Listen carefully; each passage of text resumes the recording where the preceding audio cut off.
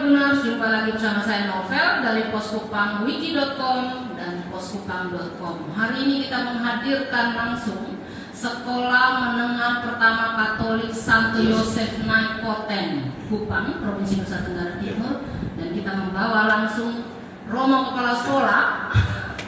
Romo siapa? Romo Franciscus Amanusnim. Ya, biasa kerennya disapa Romo Amanceminu, ini orangnya. Dan juga kita hadirkan langsung beberapa siswa yang berprestasi di sekolah SMPK Santo Yosef Naikoten atau Speksanyo Naikoten. Ada yang pembaca puisi, Kakak Maria Novriana, dan juga dua dancer ini, Kakak Seren dan Kakak Reza, bersama dengan pelatihnya yang sebelah kiri, Kakak Abah. Kita akan ikuti Tribuners bagaimana sekolah ini bisa mencetak siswa-siswa prestasi. Romo, kita menyapa dulu Tribuners. Halo Tribuners. Pagi, Kakak Romo. Selamat pagi Kakak Novel dan Tribuners yang berada di rumah. Selamat pagi dan selamat berjumpa. Kakak Romo, kan kita kemarin sudah berbincang banyak tentang prestasi yang didapat oleh Speksanyo Naikoten ini. Berapa banyak kita punya siswa-siswi sih di sana, Romo? Ya, baik. SMP Katolik Santo Yosef Naikoten memiliki siswa-siswi sebanyak 525 di tahun ajaran 2019 dan 2020. 525 siswa-siswi. Ya. Dari 520 siswa-siswi ini berapa banyak yang sudah berprestasi, Romo? Tak terhitung. Ya, banyak sekali. Hampir semua berprestasi, baik di bidang akademik di sekolah maupun di luar sekolah. Ya, dengan kegiatan-kegiatan ekstra, juga kegiatan-kegiatan pengembangan karakter, hampir semua berprestasi dan kita gembira karena itu.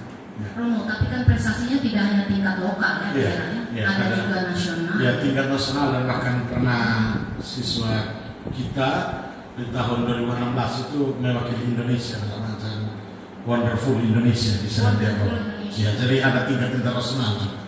Tingkat internasional juga. Belum beritahu itu gimana? Itu siswi kita mengikuti program dari Kementerian Luar Negeri bertajuk Wonderful Indonesia di Selandia Baru bulan Oktober 2016. Siswi itu memang sudah tamat, tapi kita bangga sekali dengan prestasi itu karena dia seorang pemain sasando dan penyanyi. Namanya Maria Roberta Nerata Clemens. Ya, tahun 2016 dia salah satu duta Indonesia dan dia bermain sasando di sana. Di sana ya, aslinya untuk festival atau bagaimana? Ya, semacam festival itu untuk memperkenalkan Indonesia di Selandia Baru. Tentu kita semua bangga. Ya, kita bangga. Ya. Itu prestasi internasional. Artinya setelah saya di situ dan dipercayakan menjadi kepala sekolah, salah satunya. Romo sudah berapa lama? Saya sudah ini jalan 5 tahun. 5 tahun. Dari tahun 2015. Ya, saya sudah melayani sebagai kepala sekolah di situ. Kalau untuk prestasi nasional, Romo bisa sebutkan beberapa di antaranya saja? Ya, ada tahun 2017 itu siswa-siswi kita itu meraih medali emas dan medali perak lomba karya tulis siswa tingkat nasional dan lomba penelitian siswa tingkat nasional yang diselenggarakan oleh Kementerian Pendidikan. Lalu 2016 itu pernah juara satu lomba bercerita tingkat nasional dalam festival literasi di Palu, Sulawesi Tengah. Ya, Oktober 2016. Di 2017 itu juga pernah juara satu lomba menulis Badan POM. Lalu pernah di bidang olahraga itu juara 3 kejurnas Karate Do Indonesia. Di bidang akademik. Ya, di bidang akademik. Lalu pernah 2 tahun berturut-turut ini menjadi finalis Olimpiade Penelitian Siswa Indonesia dan lomba menulis esai tingkat nasional. Dapat 2 tahun ini hanya menjadi finalis, tapi yang tahun 2017 itu meraih medali emas dan medali perak tingkat nasional. Baik, Tribuners, itu sangat membanggakan, baik sekolah maupun provinsi NTT maupun orang tua. Tentunya mungkin Romo bisa berbagi. Pasti banyak sekolah juga ingin memiliki prestasi yang sama. Romo mungkin memberikan tips-tips bagaimana sih hal yang harus dilakukan pihak sekolah agar bisa menunjang bakat. Baik, kalau di SMP Katolik Santo Yosef Nekoten itu kita pertama memberikan dukungan yang penuh kepada anak-anak untuk mereka menemukan dan mengembangkan bakat, potensi, anugerah yang Tuhan berikan kepada mereka lewat talenta-talenta mereka. Jadi kita beri kesempatan mendukung mereka, bukan hanya memuji, tapi memberikan kepada mereka ruang dan waktu. Jadi kita merancang mereka itu punya waktu-waktu untuk latihan, mereka itu diperhatikan, dibimbing, dikontrol, sehingga semua kegiatan-kegiatan pengembangan diri itu jalan. Nah, itu ekstrakurikulernya banyak. Ada banyak sekali. Untuk seni ini misalnya modern dance, para dancer ini, lalu ada tarian tradisional, lalu ada paduan suara, ada vokal solo, ada vokal grup, ada yang duet ya, ada orkestra, ada band, ada drum band yang agak lebih masam itu drum band. Untuk pelatih mereka ini mumpuni nggak? Iya, ini kalau di SMP Katolik Santo Yosef sejak tahun 2015 memang kita kerjasama dengan seniman-seniman seperti kakak Abah ini, dia memang seorang dancer, dia koreografer, dan kita minta supaya kalau bisa dia bimbing anak-anak dan menjadi guru di sekolah kita. Juga misalnya di bidang menulis dan sastra seringkali selain guru-guru ya, kita juga meminta para sastrawan, misalnya dari komunitas sastra Dusun Flomomora.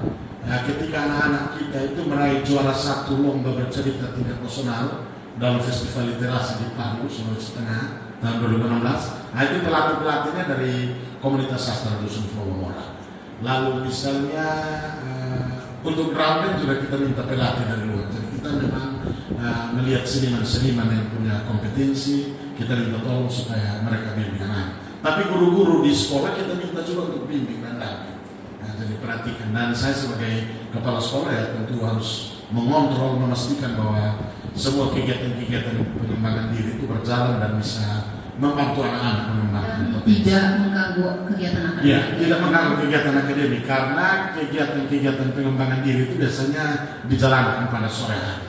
Dan kita bersyukur orang tua sejauh ini sangat mendukung kegiatan-kegiatan ini. Romo, pesannya apa nih buat Tribuners khususnya anak-anak yang mempunyai talenta dan bakat?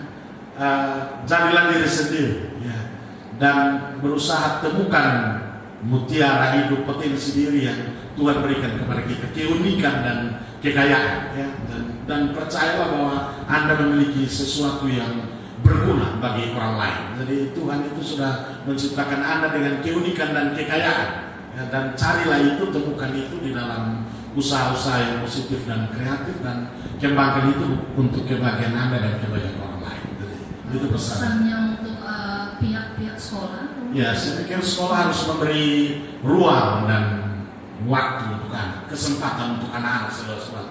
Jadi sekolah itu harus menjadi bukan saja tempat belajar mereka hanya di ruang kelas, tapi mesti membuka kesempatan di luar ruang kelas untuk pengembangan diri. Jadi sekolah itu harus menjadi rumah kreatif. Rumah kreatif artinya di mana anak-anak datang dan mengembangkan kreativitas. Mereka menemukan diri mereka dan mengembangkan diri. Jadi sekolah harus menjadi rumah kreatif. Bisa, Romo, setiap sekolah melakukan selalu harus bisa. Dan sekolah itu diadakan, diselenggarakan untuk membantu anak-anak menemukan potensi diri. Apa artinya sekolah berdiri dengan megah kalau anak-anak itu tidak mampu menemukan bakat mereka, keistimewaan mereka. Baiklah Tribuners, itu pesan penting dari Romo bahwa kenali diri sendiri, temukan potensi, kemudian kembangkan, dan itu akan menjadi itu sebenarnya apa? Romo tadi kan mutiara. Mutiara. Temukan mutiara dalam dirimu yang sudah Tuhan berikan lewat talenta-talentamu akan bisa bermanfaat bagi orang banyak. Baik Tribuners, kita akan berjumpa lagi dengan Romo pada lain kesempatan. Terima kasih. Terima kasih banyak Novel dan Tribuners. Kami dari SMP Katolik Santo Yosef Nekoten. Sampai jumpa Tribuners di rumah kreativitas Poskupan, dari kita, oleh kita, untuk kita. Cari, temukan